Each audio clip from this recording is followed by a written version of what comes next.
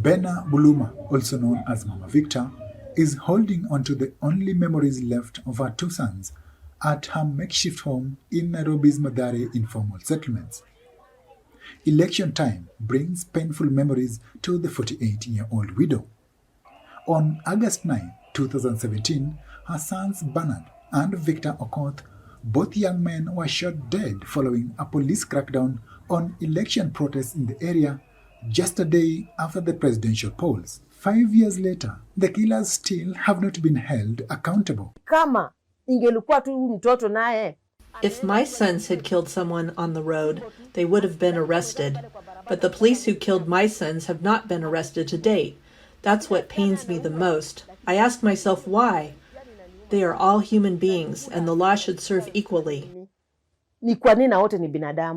Mathare, one of the biggest slums in Africa, with some of the most densely populated poor neighborhoods in Nairobi, has remained a constant hotspot of election violence. Every time we have elections, they know what is our issues, but they have not actualized.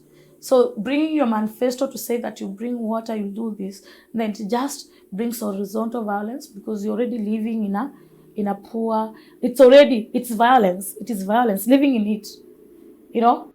Mama Victor founded the group of Mothers of Victims and Survivors Network to help families seek justice. The group has petitioned election authorities and participants in the August presidential election to ensure peace during polls. Tunataka peaceful election.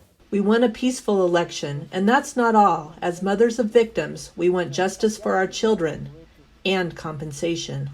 Na pia wakuwe compensated. The Kenyan police have been accused of using excessive force in handling past election-related protests. With just over a month to the general elections, the National Police Service says it is prepared to provide a secure environment for the polls to run peacefully. In a statement to VOA, police spokesperson Bruno Shioso said steps have been taken to improve security, including new election security training and additional equipment for officers. Past elections in Kenya have been marred by deadly violence. In the most notorious incident, more than 1,100 people were killed in riots and attacks after the disputed 2007 vote. But as the clock ticks toward this year's balloting, observers are cautiously optimistic that the polls will be peaceful.